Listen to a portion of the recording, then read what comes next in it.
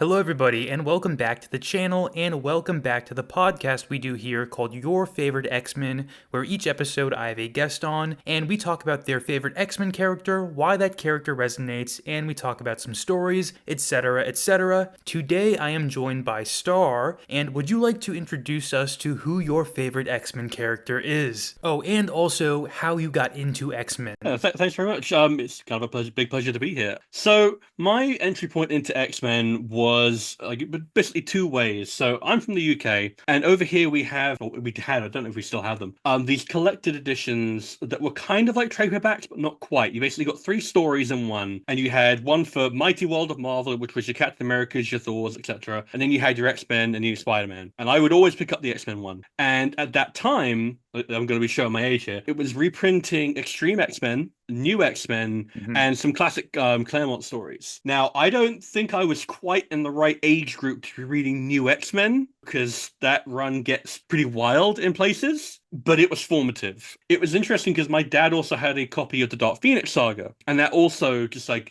dovetails nicely with New X-Men because there's a lot of thematic stuff like being carried over. So I was getting my big fill of X-Men, and obviously Beast is, well, I forgot to ask you. My favorite X-Men is Beast. Sorry, I always think it's funny in the podcast because I always act like it is a little bit of a reveal, but it's if you're clicking on this episode, you immediately know that we're discussing Beast today. Yeah, it's also username is Stars, so you know. Yeah, so my favorite X-Men is Beast, who is not a lot of people's favorite X-Men, and I'm gonna tell you why he should be maybe not your favorite, but why you should think. I take a second look at him. So New X-Men, especially, like Grant Morrison wrote about their characterization of Beast as essentially kind of like this bipolar kid who is like grown up through a lot of trauma, oscillating through a lot of personalities. He's sardonic, he's witty, he's good-hearted. He doesn't have any like dark secrets. Essentially, was how Morrison conceptualized him. So one of the things I love about New X-Men as a run is that it's your typical sort of like your five-man band of like, you know, the leader, the big guy, the heart, you know, etc. But everyone kind of switches roles every now and then. Jean is like the heart of the team, but she can also be the big guy. You know, Yeah. Beast is technically speaking the smart guy, but he's also often the heart, and that was where it kind of got to me. It was New X-Men 117, which has this beautiful cover. It's like burned indelibly into my mind of Feline Beast, who is even more unpopular than normal Beast. Oh, you're referencing when he gets his secondary mutation in that run. I didn't know. Is that an unpopular depiction of him? I feel like it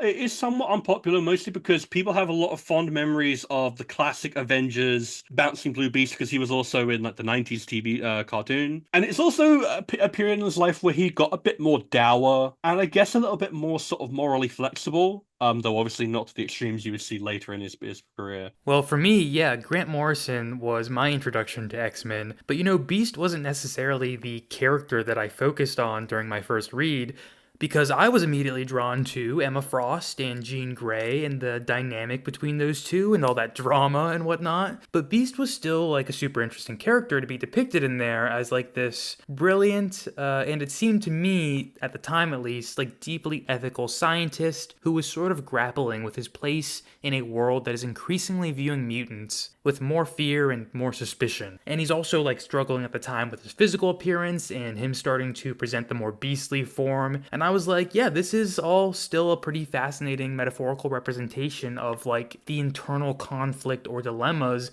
about identity and acceptance that he's having. So I do really like that. I did have to go back and read again to start extrapolating all of that. But what is always interesting to me about reading X-Men in general is just, reading with a favorite character in mind. It's like if you have a favorite character that you are drawn to, you almost immediately start to centralize them in the story, and the perception of the narrative and other characters can all slightly change based on that. So it's always sort of really fun for me to do these episodes and go back and look at a storyline that I've already read before, but this time focusing more on Beast and just knowing more about Beast this time. Like the idealistic version of Beast definitely seems in conflict with the pragmatic reality of mutant politics, and I don't know, maybe that is how the path to more like morally ambiguous decisions starts for him. Yeah, it's one of these things where I am absolutely guilty of that centralization of a run. Like there are entire runs that I've not read just because they don't have Beast in them. I'm that kind of selfish.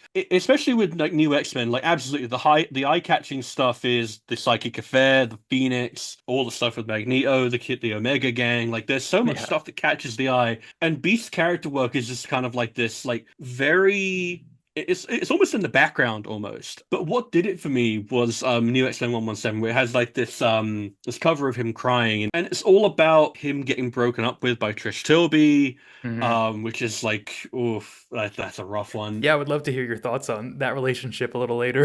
Interesting depictions of it. Yeah, especially given X-Men 97 and all. Hmm. But yeah, then he gets like, psychically brutalized by Cassandra Nova, and he gets left for dead, and it's like he almost gets used as a punching bag, and he kind of fulfills that role for a bit, like a little bit, like Beast's kind of main role is for you to feel bad for him. And I did feel bad for him. But more than feel bad for him, I was the kid who struggled with like image issues quite heavily when I was like younger. Like Hmm. I have a slightly out of alignment tooth that no one in the entire history of my life has ever noticed, noticed it or brought it up to me, but Right. I know it's there, and it bugs me. The fact that it's out of alignment and it's this ugly little thing niggling in the back of my brain. And then of course, like every kid goes through the childhood acne and you're feeling like you're fat or feeling like you're ugly. That kind of like normal quote unquote ostracization. Being bullied, at school. Hmm. So for me, seeing this character who was like this brilliant, wonderful scientist who was just clearly beloved by the other characters, like in 118 when he was in the hospital bed, like Jean's like, how can anyone do this to Hank? And he's got like all these flowers around him for people who care and love him. And I thought if a man like that can feel like I can, and he still goes through his life and he makes something of himself and he's still loved by other people, then there's hope for me. Like was kind of like what my brain glommed onto. I don't know if I quite consciously realized it at the time because I was quite young, but looking back, it was like really, really formative for me, and it kind of gave me a bit of strength to push through and gain a bit of self-confidence in myself. So that's kind of where my big attachment to Beast came from. And he's not quite someone I want to be because he lives a pretty like awful life, all things told. Yeah, he is somewhat of a punching bag. I think that is a fair characterization of him at times, at least. And it is sad in a sense because, especially like with your recommended New Defenders run, me reading that for the first time, Beast is like explicitly much more central in that book. He's the one that is like, I'm going to make this team a real team. And to be honest with you, I was much more like neutral on Beast before this, but I was really starting to like him here much more than I have before. And I could read much more of this style of Beast because he was just like this super friendly, compassionate guy with his team, and I almost feel like that's a missing spot for me in so many teams. Like, so many teams are just very mission oriented, or we get into like the deep dramaticism of things, which I love. I really, really do love that. But Beast was like uplifting his team in this way that felt like genuine camaraderie and friendship. And yeah, even in those New Defenders issues I was reading, it's not like there was necessarily an antagonistic conflict. Well, I guess like Doctor Strange and those guys were off doing other stuff, but Beast and everyone else was kind of just figuring out how they fit into the equation of everything and how the team dynamic is going to work. And I loved watching Beast interact with all these characters. I loved watching him interact with Iceman when he shows up, and then when Angel shows up. It was just like it was a little shocking to me that I haven't seen too much of this Beast before, and especially as of late with like Krakoa era Beast, which is the latest Beast I was reading, and then honestly kind of stopped reading. But yeah. Yeah, no, it is wild. Because especially like for people who come into X-Men through, say, the movies or the cartoons, like you expect Beast to be this like calm, rational, even-minded, kind of like, uncle figure. He's very, very gentle and kind. And then you go back and read New Defenders or before it, Avengers, and he could not be more different. He is just like bouncing around. He's constantly flirting with people, but he's like so like big-hearted and he is like friendly, but he's also a bit of a hothead in places. And everyone who is his friend, he is their friend for life. You know, like you see that with Bobby and with Warren. Like the instant Bobby turns up, he literally leaps up into his arms and wants to kiss him. I was really smiling too, reading all of those interactions with him, which I think is a great testament to the characterization of Beast in that run. It just made me feel so giddy watching these two interact. And I think Bobby even says something to Beast that is in the vein of like, I came here because nobody makes me feel as out of the dumps as you. Nobody can pull me out of this depressive state like you can. If I'm feeling down, I come to you and you uplift me. And like I said, that I feel like that is a missing piece to the puzzle in a lot of comic book teams, like that character that can uplift like that. And maybe it's not completely necessary, but we don't see it very often, and I think it would be a pretty important and pivotal and fun role. Oh, absolutely. Like I feel like it's one of those things that, especially in like modern eras, I feel like has kind of fallen by the wayside a little bit. Like especially in like the late noughts, where like Beast became a more of a depressing character, he lost this kind of fun edge, and you know, like Nightcrawler died during like Second Coming, Hmm. and it felt like a lot of the characters who you would traditionally turn to for wisdom or a bit of lighthearted brevity were no longer present, and they became a lot more dire and a lot more depressing. And yet, that's an intentional artistic creative choice, right? That's a legitimate thing to do. You'll go for a more desperate diatone. It's the decimation. You can't make it, you know, like Happy Fun Time Hour. Sure. But at the same time, it's such a breath of fresh air when you go back to a comic and everyone's having fun. And like the main crux of the issue is Beast is annoyed that this non-team is a non-team and wants to Yes. make it a team. Yeah, and he's playing around with his dog Sassafras and whatnot. I love Sassafras. I hope she makes a comeback in some like format because like she's great. She's cute. Yeah, we'll get a Sassafras and Butterrum and Lockheed and some other animals, and we'll do a little X-Pets thing, you know? Totally, yeah. X-Pets versus Pet Avengers. Give me it. I want Yeah. it. Oh man, that would be flying off shelves.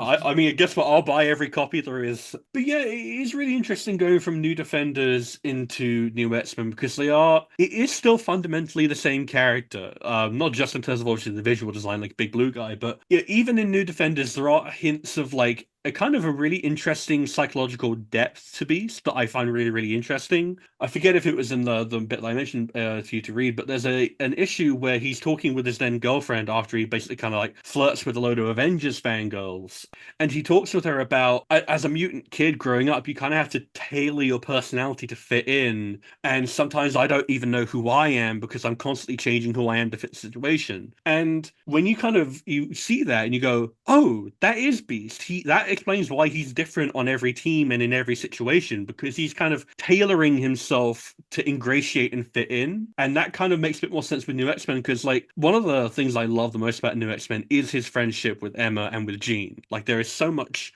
warmth between these characters and you can still see that same friendliness to everyone in his relationship with Emma where it's like they were the generation X had obviously happened so like she's not a full villain at this point but no one quite trusts her Hmm. but he's making this concerted effort to to have witty banter with her and like talk with her through her medical stuff and then like relatively early on there's that bit in New X-Men where they're having that psychic broadcast to all the newscasters, and someone says he's a monster, and like Emma just freaks out, turns absolutely massive in the mindscape, and says this man is a world-renowned scientist, and you have a beard. And it's like it takes a certain kind of character and a certain kind of bond to elicit that reaction out of Emma. And I think that kind of speaks to a lot of maybe off panel stuff, but a lot of it is on panel as well. And I really appreciated their friendship. I kind of wish that had been carried on a bit more going forward. Well, yeah, that is kind of sometimes the unfortunate thing when a run ends because, you would expect maybe all this relationship stuff to carry over and whatnot, but because there's so many hands in the pot, sometimes a lot of that can fall to the wayside.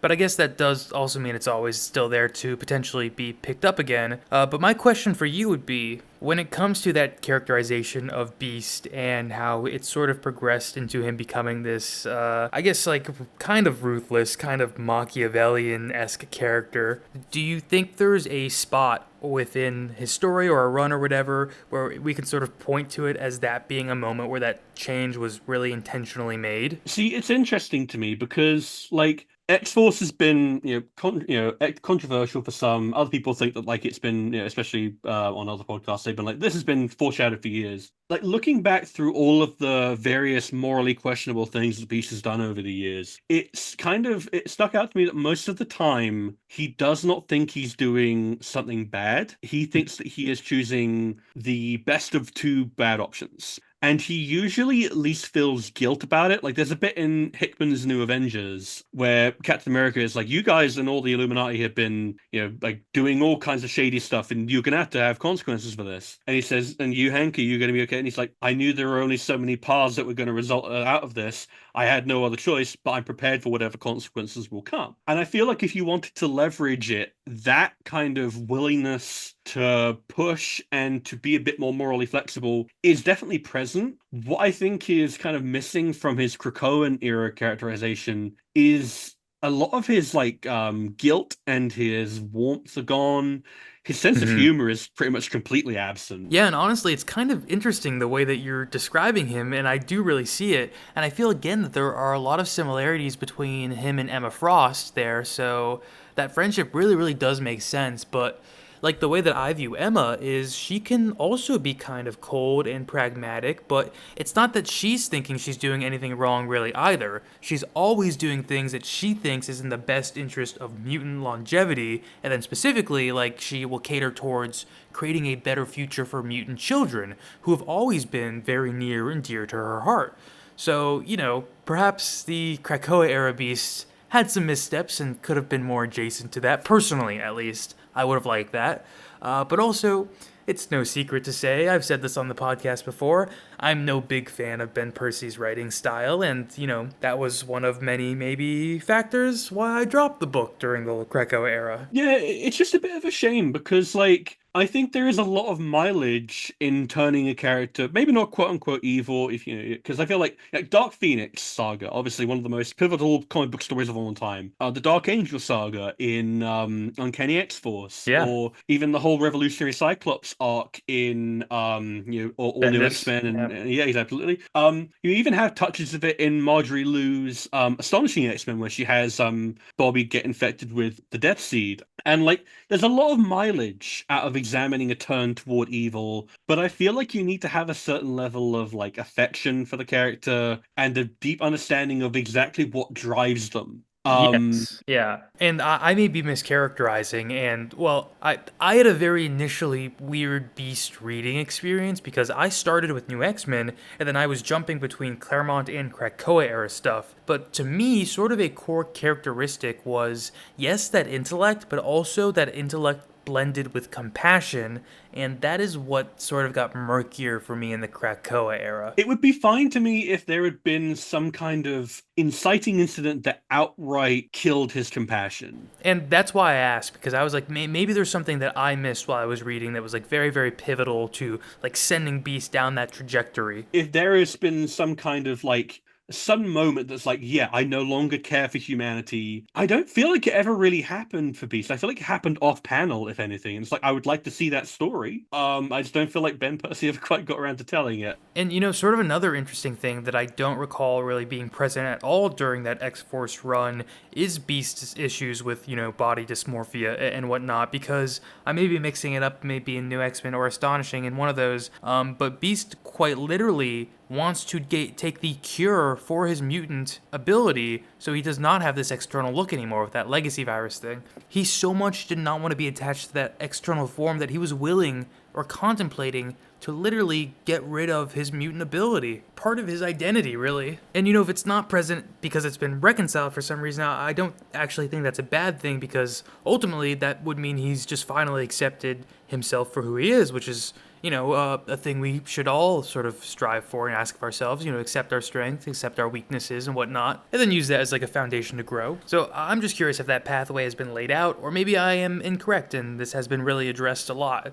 So this is an interesting thing because there's a running joke on Tumblr that like Beast is a trans metaphor. He literally has pronouns and is covered in blue hair. And I don't think it's quite like that, but I feel like there is an interesting, like there's a lot of X-Men that you can code in certain ways. Like a lot of people like read Cyclops as autistic, for example. Like I personally think that's a really like interesting headcanon.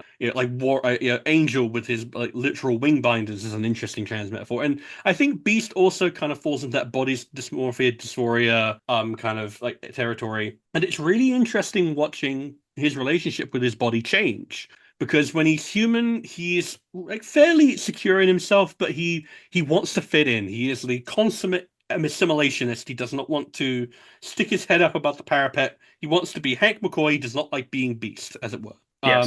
And then he literally, chugs lag chemicals like an idiot. And turns himself gray and then blue and Oh furry. yes, and that's the point even where he then has like a latex mask Mm, and he wears binders there too, I believe, because his yeah, he posture is a does. little bit different as well. So Mm. yeah, it is kind of interesting these things that we can project onto older comics that may not have been intentional, but also may very well have been intentional. Because he goes through this whole horror movie kind of monster phase, and then there's a great backup story in X-Men Unlimited Volume 2 where he goes back to his parents' home and he's literally covered in bandages like a Universal monster movie, and he has to reconcile the fact that he's ruined his life. He is no longer the handsome all-American quarterback with every opportunity available to him. He is a beast in form as well as name, and there's this like wonderful little sort of like emotional through line of him having to confront his fears, and eventually he takes off the bandages, and someone accepts him for what he looks like, and he decides,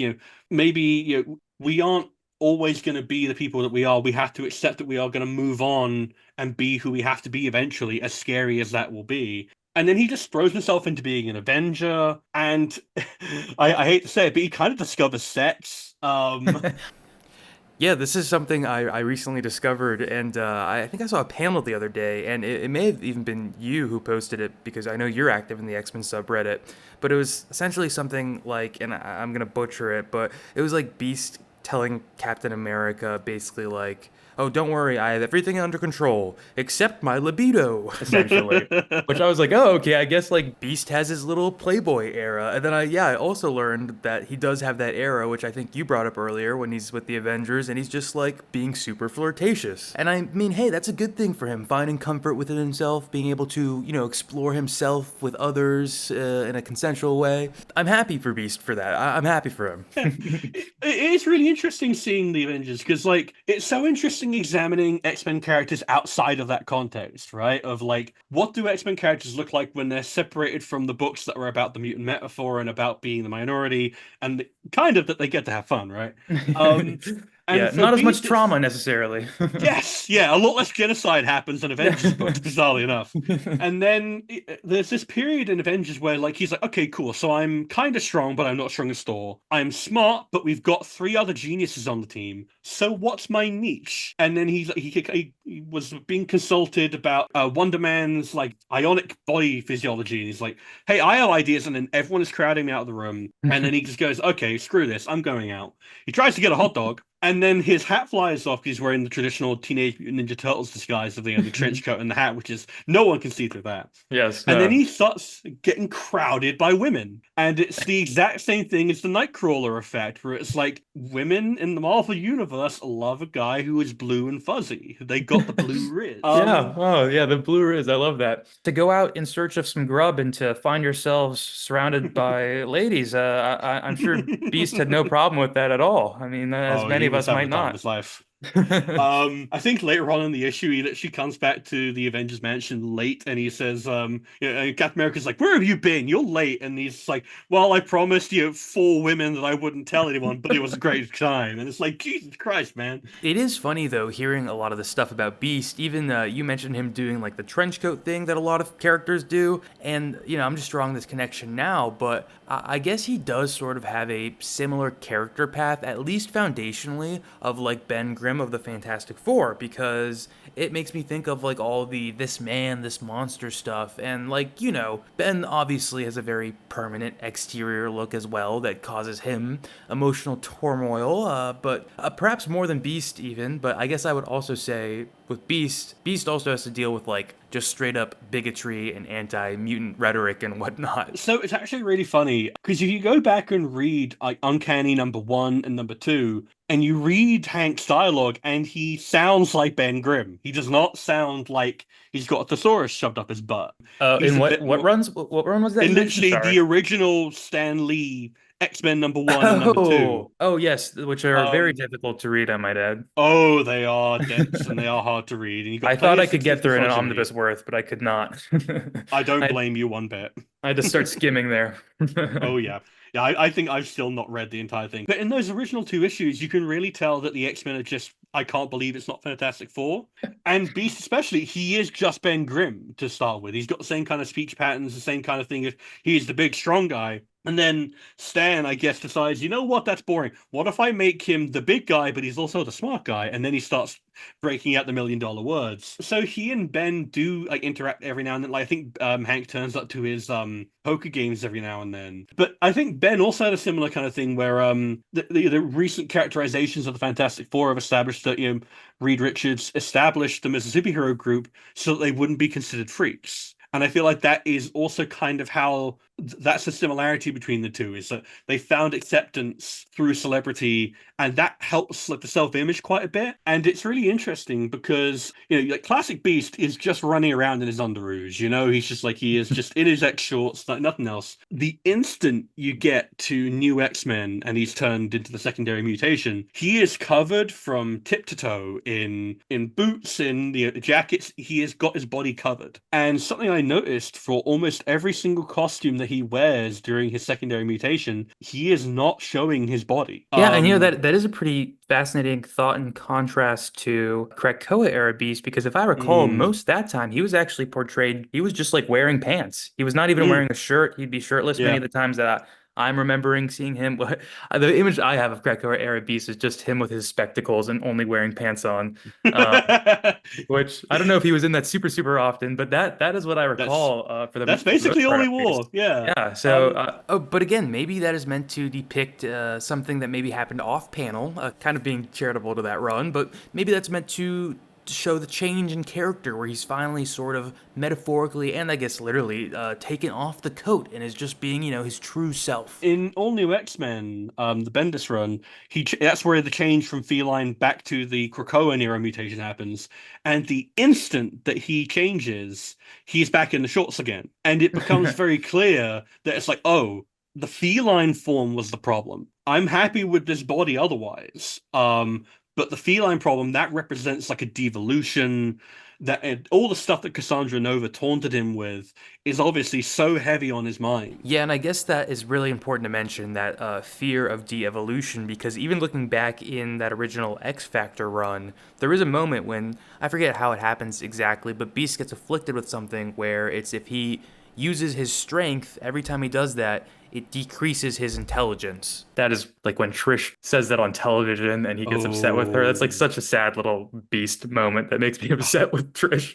Oh, dude. But Okay. yeah. So do we want to talk about Trish Tilby? Yeah, let's get into her. She's a pretty I would say at times frustrating character, but definitely an Yeah. interesting character to have in the X-Men universe. And I'm a Mhm. bit saddened in contemporary comics that a lot of characters like that don't have powers, but we're still adjacent to Yeah. superpowered characters sort of fall to the wayside. But yeah, let's dive into it. I'd love to hear your thoughts on her. Yeah, so that is one of the main kind of criticisms I had about like not just like Krakoa era, but like modern X-Men in general, is just the absence of human supporting characters. Like Yeah. characters like Stevie Hunter or Val Cooper. What happened to Traditionally, Stevie, by the way? I feel like she just oh, I don't disappeared one day even and I know. never saw her again. Last I remember she was a dance instructor, and then Yeah. I don't know, she I, fell I'm a into a hardcore New crack in the Mutants wall. fan. Yeah, so I was sad when like she was gone. She felt like I guess she wasn't super pivotal in New Mutants, but she like Mm. painted out the corners of the universe a little bit. Exactly, yeah. Like characters like that really add texture to the universe. Like, and traditionally, Moira McTaggart was one of those characters as well. Yes. And especially if you're tackling the mutant metaphor as an allegory for, for racism, for bigotry, discrimination, you need to show that not all humans are like Orcus or like the U-Men. Otherwise, you end up going, well, the X-Men should just kill the entire planet and wipe it clean, and Magneto was right. And it's like I feel like that's not the right message to send. So Yeah. characters like Stevie, like traditional Moira, like Trish, are important because they add texture, like you said. So let's talk about Trish. Trish is an interesting character because, on the face of it, she's like really, really quite heroic. She's almost in that kind of Lois Lane archetype of Hmm. the inquisitive journalist who won't stop until she gets her story. But right from the off in X Factor, she's kind of, let's use the word abrasive, because she jumps into like Warren's hospital room while he's recovering from being attacked by Harpoon during the Mutant Massacre, and she's like ambushing him for quotes. And then she has the Yes. whole thing where she reveals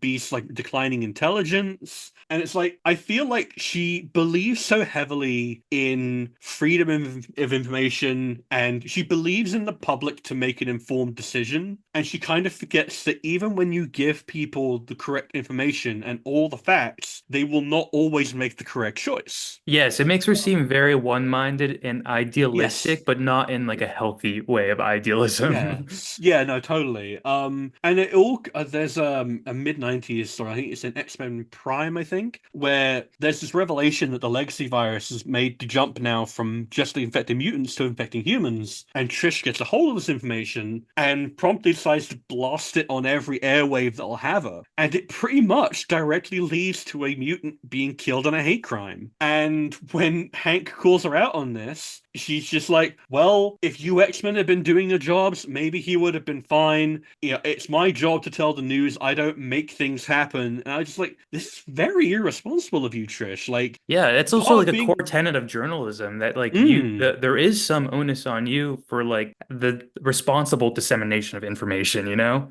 exactly, yeah. It's like you have to, obviously, the more information is in people's hands is ostensibly the better. But as we all saw, with during COVID, or whatever, like just because people are being given the correct information doesn't mean they make informed decisions. Yes. It's interesting seeing this being so consistent throughout her character. Like when I first read it in New X-Men and then came back to it, I was like, is this a bit of character assassination on Grant Morrison's part? And then I realized, no, this is kind of something that she is. She is an ally to mutanthood, but she doesn't always quite have her heart in the right place. There's a lot of self-interest tangle up in there.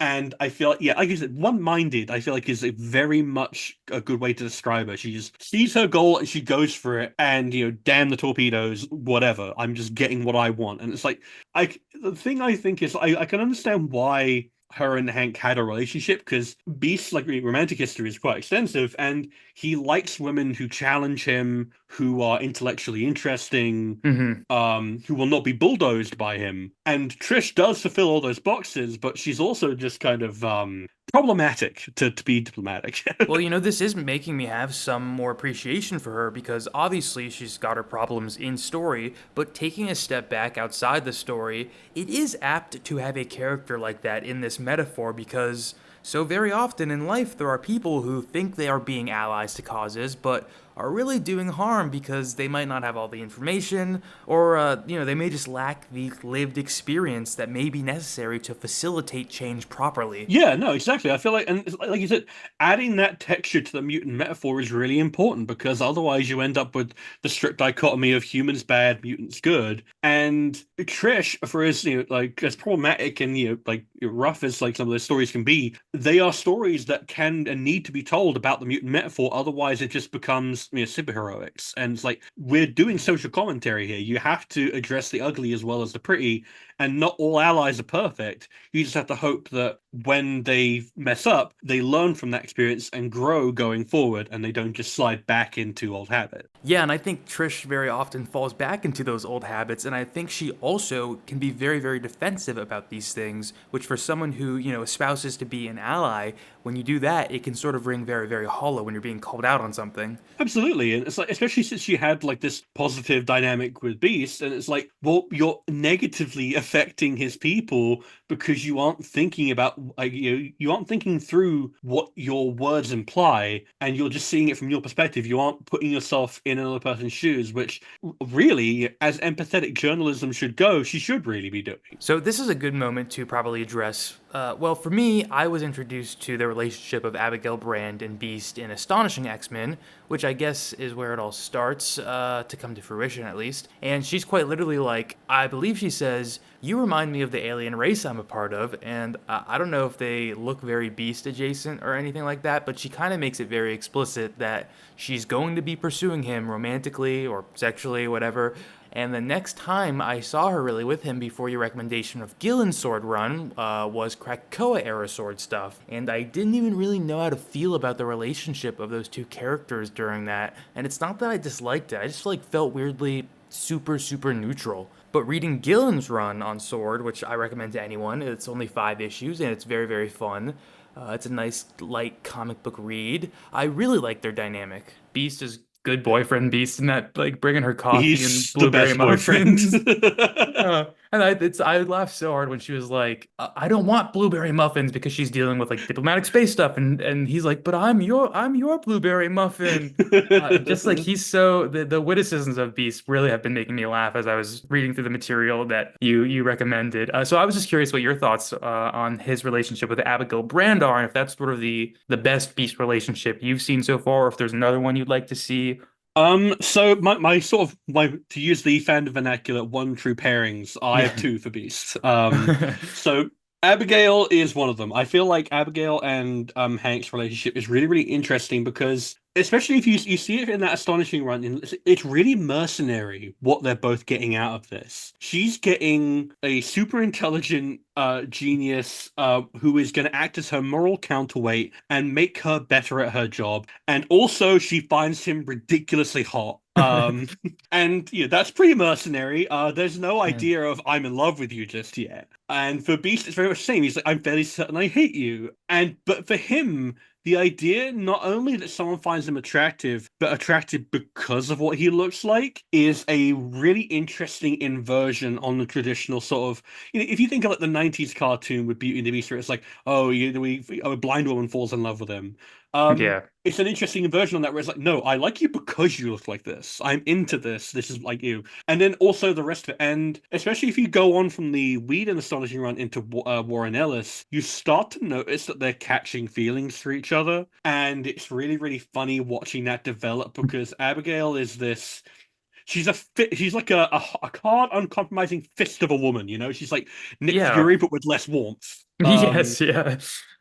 And you kind of think, well, what in the world does Beast see in her? And I feel like it does come down to that conversation that they have in Giant Size X-Men, where she's like, I need someone to tell me that I'm wrong. And I feel like the ability to say, I need someone to tell me when I'm wrong, and I listen to them, is a sign of a person who is interested in growth, but isn't sure that they can do it for themselves. And I feel like Hank really respects that and wants to kind of nurture that in her. And for him, she provides like not only just like a outlet for all of his like feelings that haven't really had anywhere to go since Trish, but also she represents a pragmatic side that he sometimes fails to see because especially in the noughts, he has not yet fallen by the wayside of X-Force. Yeah. So especially in that sword run and in Astonishing, you see this push and pull of she's the uncompromising fist, he's the open palm. And later on, yeah, in X-Force and in Krakoan era Sword, Abigail kind of gets like flattened out a little bit into just being purely pragmatic. She kind of loses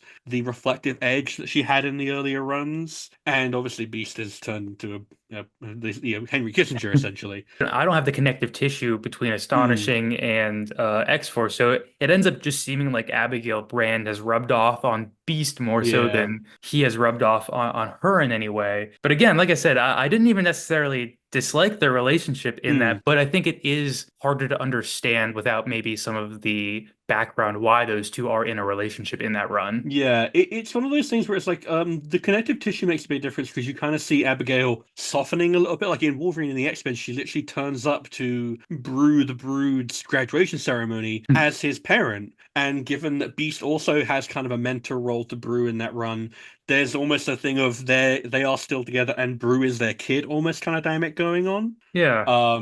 And then that just all kind of falls away, and he makes an offhand reference to, I haven't been on a date in ages. And there's references to them fighting, but you never really see it. And then in X-Force and Sword, they're still together and they feel something for each other, but they're never really around each other apart from very specific moments, which almost feel like concessions to the idea that these characters have history, but we're not really going to dive into it. Yeah, well, they And kind of seem like, and perhaps you could say, like, textually, that maybe Brand had influence on mm, Beast, like, starting to be more interested in the bureaucracy of everything. But yeah, both Brand and Beast during the Krakoa era are very, very strictly, like, on mm, their linear bureaucracy paths, really, like, where they're just sort of yeah. doing, like, political machinations and whatnot. So I guess it is funny when they do sort of have those little moments where they cross over. And the only one that I can really remember that comes to mind, since I did put down X-Force at least, was I Mm, remember it was like all over Twitter at a time. Like Beast had lost his eye, and there's a little Abigail yeah, Brand finger and eye hole thing that happened and yeah. whatnot.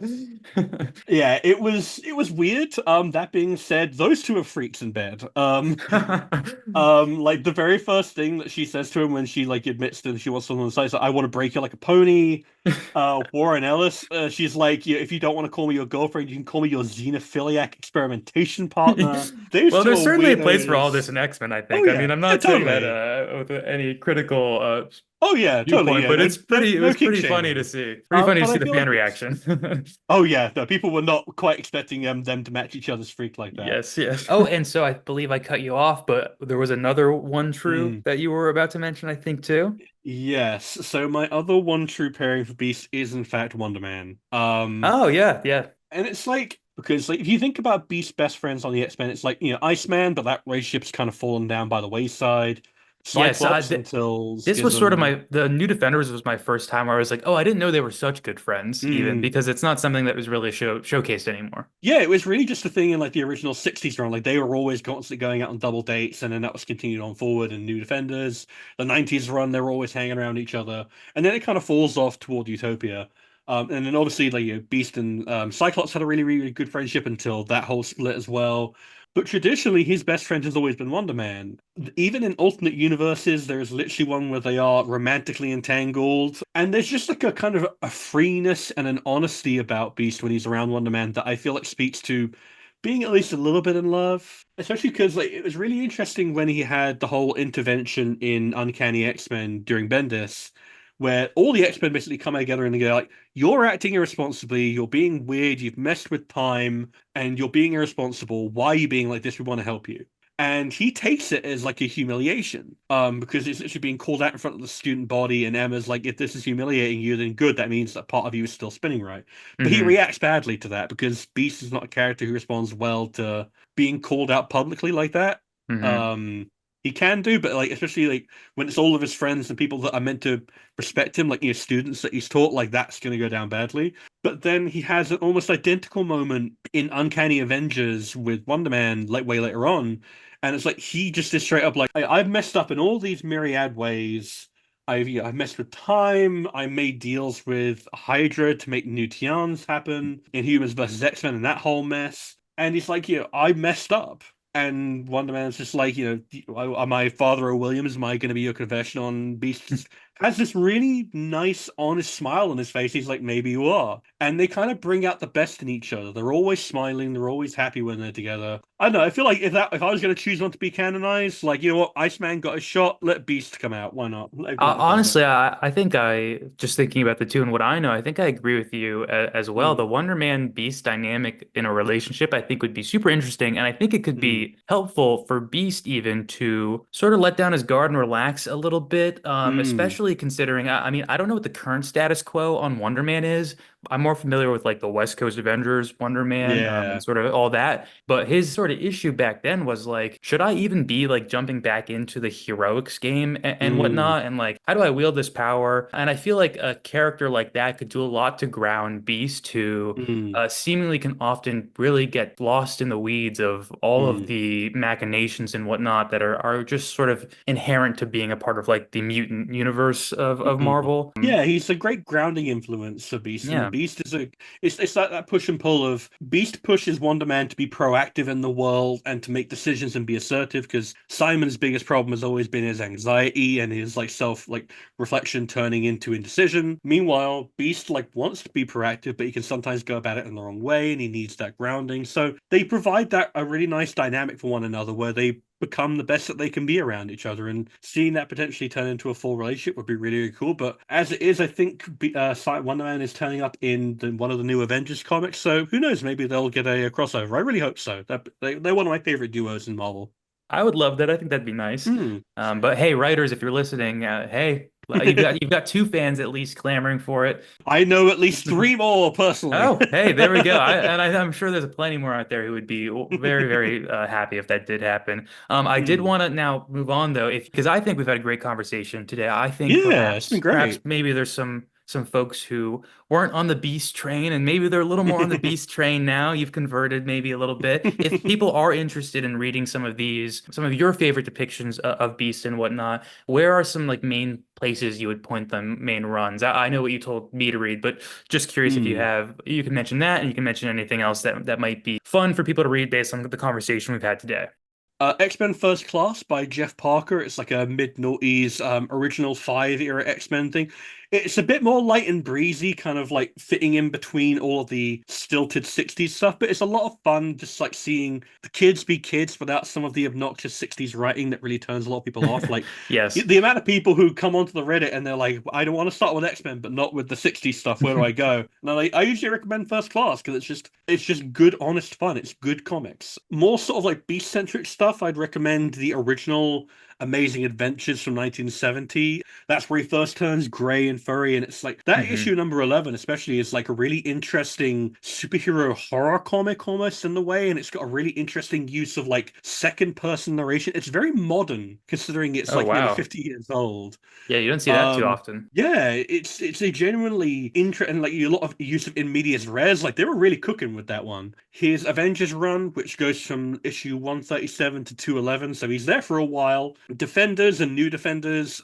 I usually recommend people start around 104 for the full thing and then go all the way to the end. It's New Hmm. Defenders is underrated. It's like a kind of a underrated classic, and It's my I wish favorite more thing people. that you recommended, honestly. I thought it Oh, was really, really? really good. I mean, a lot of the scenes that are memorable to me from reading it were just Hmm. them sitting around in their home base chatting with each other. Yeah. But the dialogue and the characterization stood out so much to me. I Hmm. had a big smile on my face reading it, and I haven't had that in a while outside like Hmm. Claremont X-Men stuff, honestly. So that was a really nice read. Yeah, I feel like if you're, especially if you're looking to get into the wider Marvel universe, like if you want to become a Moondragon fan, then guess what? Defenders will make you into a Moondragon fan. She's Yes. really, really cool as well. You've got the original run on X Factor, which is some good old-fashioned Louise Simonson. Then you've got obviously New X-Men by Grant Morrison, which is a landmark run, and I feel like you and I will both just like gush about that like non-stop. Yes. Whedon's Astonishing X-Men, like all the way up to the end, like Beast is sort of more of a supporting character there, like he wasn't new, but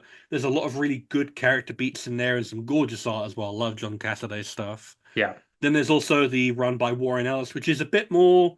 It's not as long form, obviously, but there's just some really good characterization moments, some very witty dialogue in there. I really enjoy it. Sword, which you mentioned, which is the Kieran Gillen Beast brand, basically like your love fest for 5 issues. Super underrated book. Not it died on issue one and then it limped to 5 issues, and I'm glad it got 5 issues. But man, what could have been? It had me laughing a lot. That one was Beast was Yeah, very funny in that one, and just the dynamics of all the characters were really fun in that one. yeah. You got like Death's Head and you've got Gyrick, and it's just all these weird characters that you find yourself like, man, these are like weirdos, but I'm really Yeah. vibing with them. Lockheed's up Um, there. It's very fun. yes, Loki's great. Like he burns a lot of like sword agents like near to death. It's great. And then there's sort of like what I would consider almost like the hallmark modern beast story, which is X-Men Endangered Species by Mike Carey. That's sort of a solo series that's examining the mutant decimation, his relationship with Dark Beast. That's sort of like one of the more morally ambiguous runs that he's involved in, but I really like where it takes Beast and where it ends and lands. Then there's also just like a lot of interspersed stuff like New Avengers, Secret Avengers. Like Hank is one of those characters who's been in 60 years worth of comics and he's been all over the place. Just read anything that's not X-Force, and I beg you to reconsider your opinions. That's awesome. That's very, very good list. I'm definitely gonna have to check out some of that list as well. Awesome. There were a few things that I had not read yet on that list. But yeah, well again, I really appreciate the conversation today. I think people will enjoy having heard your thoughts about Beast. I think Beast is like a really interesting character to be Hmm. your favorite character and the one that sort of resonated most with you when you started reading X-Men. So again, yeah, I just really appreciate the conversation. I really appreciate like coming on. Like it's nice to be able to talk to another like like-minded fan who's willing to talk about all the various different disparate parts of the mutant metaphor and what makes X-Men such an enduring franchise and why we love the characters we love. Thank you very much. And thank you all for listening to this episode today. If you like this, please don't forget to like, comment, and subscribe. We are so close to 2,000 subscribers, and I really appreciate the positive community that we've cultivated here, and I would love for you to be a part of it if you aren't already. And also, if you want to see more of the Your Favorite X-Men podcast, there's a bunch of other episodes, but also drop some comments below on characters you'd like to see. I can always seek out people to see if I can find that character. And with that, you all have a great rest of your day.